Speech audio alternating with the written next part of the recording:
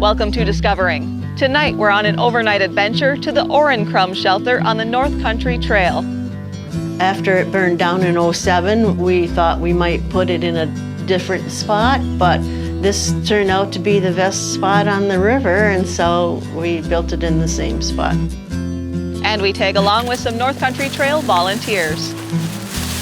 So sit back and relax. It's Monday night and it's time for Discovering. The secret streams that flow beneath the cliffs of colored stone. Forests thick and healthy with birch and pine and oak. Surrounded by the greatest lakes this world has ever known. The black bear's awesome presence as he roams the hills and fields. Call of the timber wolf, the loon's lonesome trill. The eagle soaring high above, the trout lies deep and still. These are what I treasure,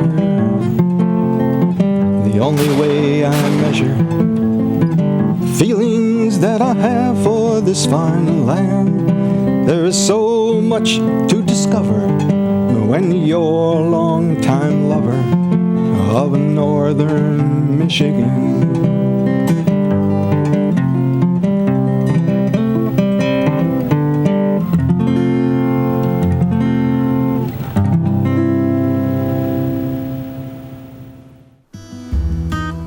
I'm not sure how much better life gets than sitting by a river, listening to the water flow, the birds sing, and the crackle of a campfire. Just hanging out in nature, admiring the little things, listening, exploring.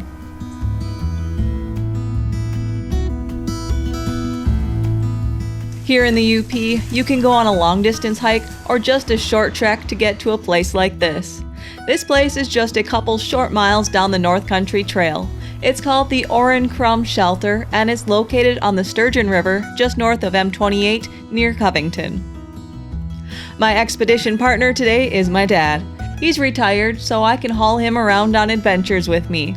We had been waiting for some decent weather before the bugs got too bad to get out here, and with an overnight low of only 40-ish, we figured this was our best shot.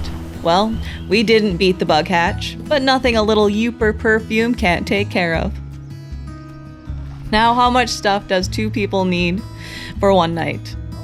To lighten our load, we decided to leave the fishing poles behind because of the high water from recent rain. We parked in the lot along the road and followed the signs to Tibbetts Falls, completely missing the North Country Trail sign located right next to the main road, and followed a 2-track instead. From previous experience, I knew the shelter was down past the falls. Then we saw that we could have driven my truck in closer. Oh well, we already cut a half mile off our hike taking this route. Alright, looks like Somebody camped there. Aha.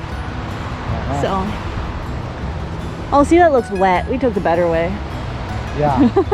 Eventually, we found the blue blazes of the North Country Trail that wound down to the river and the rushing of Tibbetts Falls. With the beautiful sights of the river, we decided to put her in no hurry, as my dad likes to say.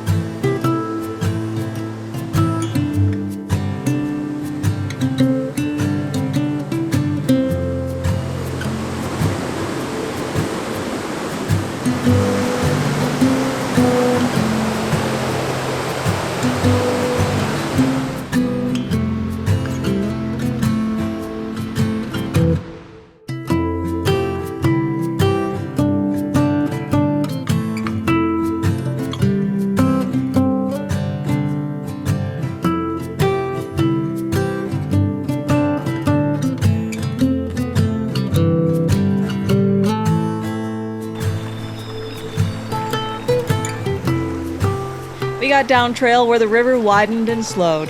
Go get the fishing poles. Get fishing poles.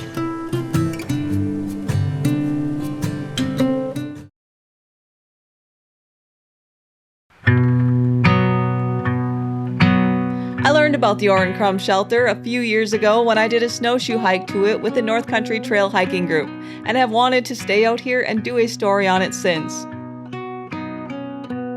I met up with Marge Krum at the shelter another day to learn more about her son Oren and why they built it. So when Doug suggested this area for a shelter, he said that we would have to move the fire pit back a few times as the river gets older. It makes a bigger bend here, and we have had to move the fire pit back several times. It looks like these screens are working pretty well to keep the mosquitoes out. Yeah. Our son Oren died in October of '98. He was only 18. He got that meningococcal septicemia, and it killed him in a day.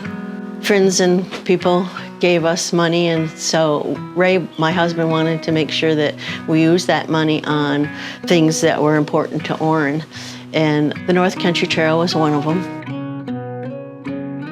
And it was mostly Oren's friends and our relatives and Boy Scouts and a small Girl Scout troop too that brought down materials and worked on the shelter. That was in 1999.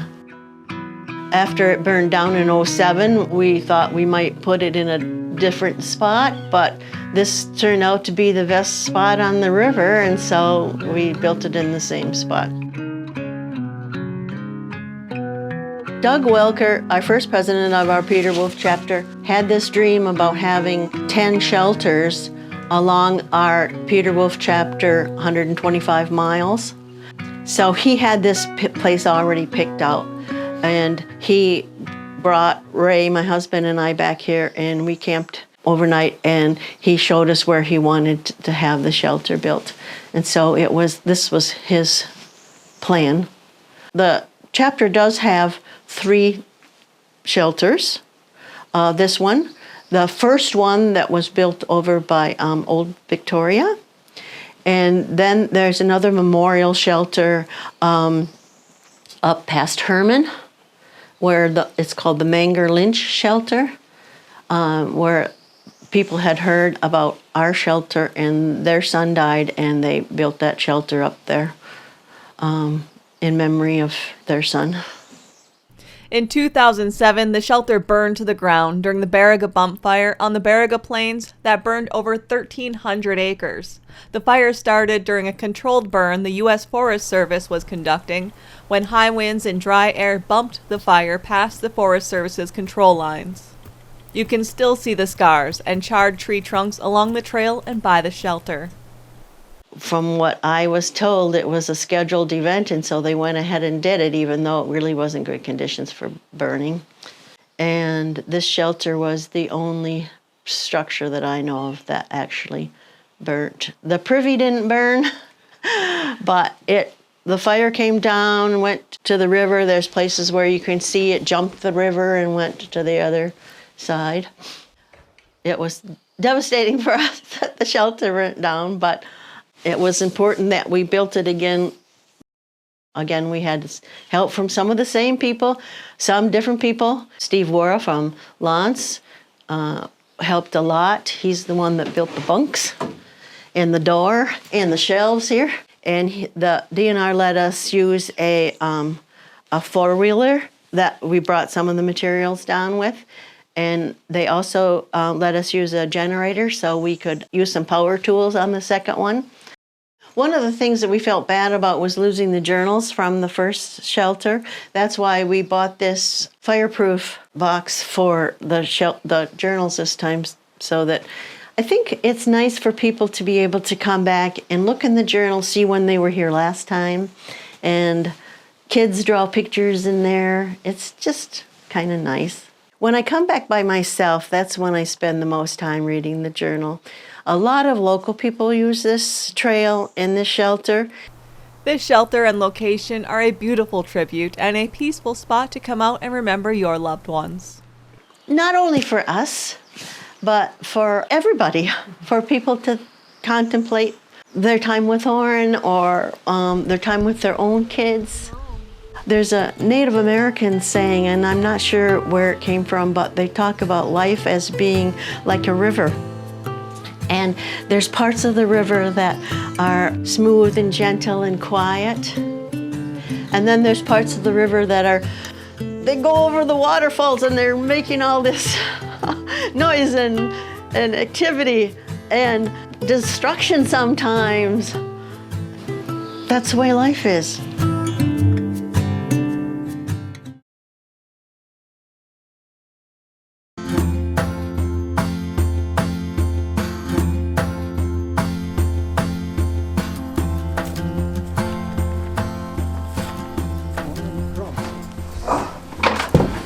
Oh, that feels good.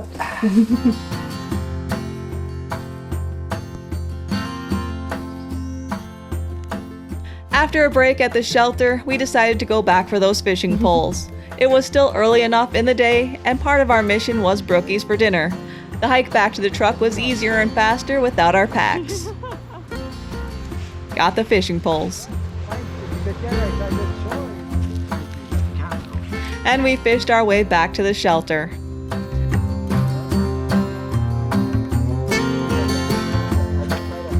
I only caught a couple of little chubs.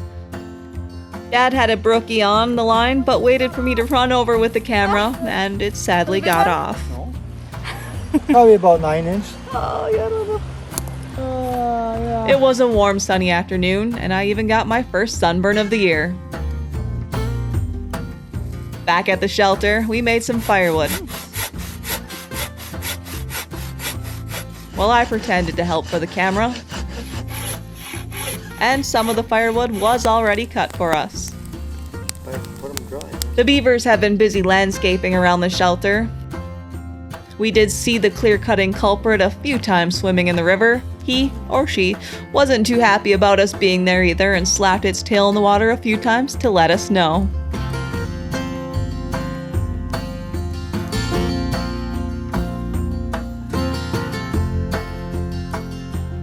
The bugs were out, mostly black flies, but none of those bit too hard. We drank an ice warm beer or two and roasted hot dogs. Cooking fish over the open fire would have made for better TV, but you can't really beat a Bulwer's hot dog roasted over a campfire. And we relaxed. Our entertainment for the evening was watching foam icebergs float down the river. Who needs a TV or social media to mindlessly scroll when you have all this to watch? And a mesmerizing fire to tend to.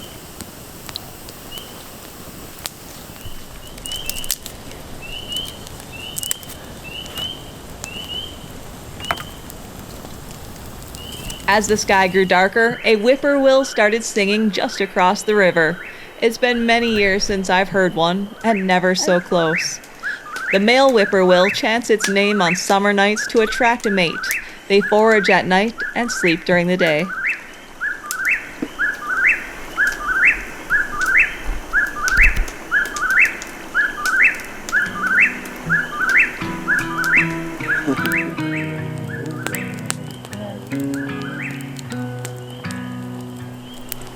The night sky was clear, and our campsite gave us a perfect view of the starry sky.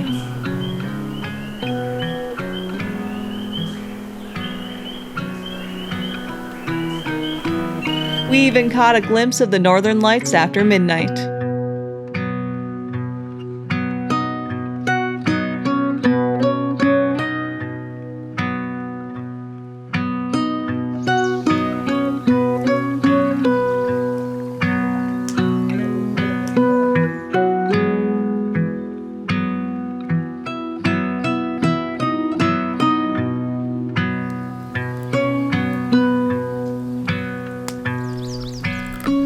We woke up to a peaceful morning, drank some coffee, signed the logbook, and headed out.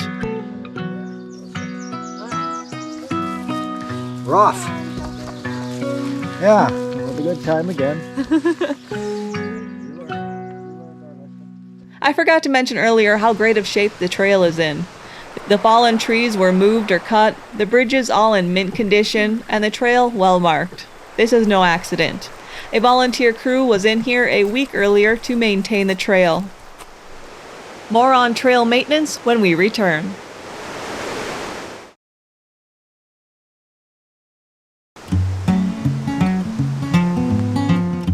The section of the North Country Trail that Dad and I hiked is part of the Peter Wolf chapter. I met up with chapter president Connie Julian and another crew on a different trail to learn more about what it takes to adopt and maintain a section of trail. The Peter Wolf chapter takes care of about 120 miles from M64 all the way over to Long Lake, which is just this side of Craig Lake State Park.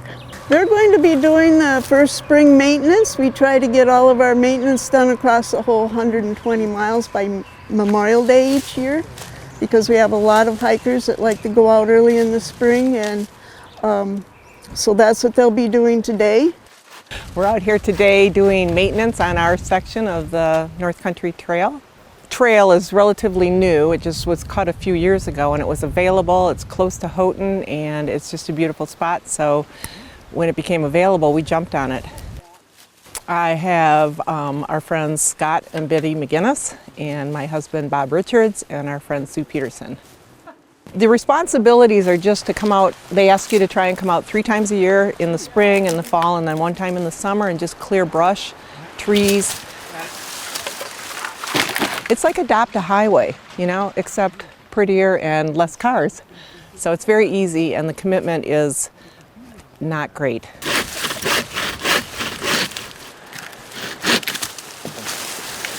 Their main tools are long-handled loppers and a handsaw. This handsaw like this, or some other sort of handsaw. That's the main tools, and they also bring maybe some paint to paint the blue blazes, and always bring some blue tape just in case a tree has fallen down with a blue blaze on it. North Country Trail has sharp dollar-sized blue blazes all the way along. So they'll widen the trail up, try to get it to be about 4 feet wide and about 8 feet tall. And it's a big job, especially in the spring, because we have a lot of trees that come down, you know, over the winter. And or just regular blowdowns, you know, and 60 mile an hour wind a couple of weeks ago, that brought down some more trees. So we keep busy on the trail. The people who actually saw the logs on the trail, they have to be chainsaw certified. It's a 2-day class, so but the rest of us just use hand saws. And then they have a special chainsaw crew to come back and do it because the people that use the chainsaws have to be certified. And we aren't. And we don't have a chainsaw. We don't have a chainsaw. Well, if I cut it there. It's going to kick back in your face. Scott, I like the way you think, but We always have a need for helpers on the trail, and we can help them get started on the trail and teach them what's done and how hikers like to have it done. Most important, they like to be able to find it. So one of the most important things is make sure that they can see those blue blazes. So like I say, they're dollar size and they're about 5 feet off the trail, just a little bit above eye height, and that's the most important thing. But then of course we clear it up so it's a little bit easier for them to walk. We try to get all those branches off the trail and all those logs off the trail. And you know, if you're just hiking on the trail just for a fun afternoon, you could kick some few branches off for us. We'd appreciate that. I do like to maintain it to how a hiker would. I like to, nothing poking me in the eyes. I don't like to crawl under stuff. I don't like to have to climb over stuff. So just kind of a nice path, but I don't like it to be, you know, so pristine that it's like a sidewalk. You know, it still has to be a good path. We made it! Yay! They contact us through the webpage, which is northcountrytrail.org/PWC. That's the Peter Wolf chapter. And then they'll get a little bit of an idea of what our trail is by looking at that website.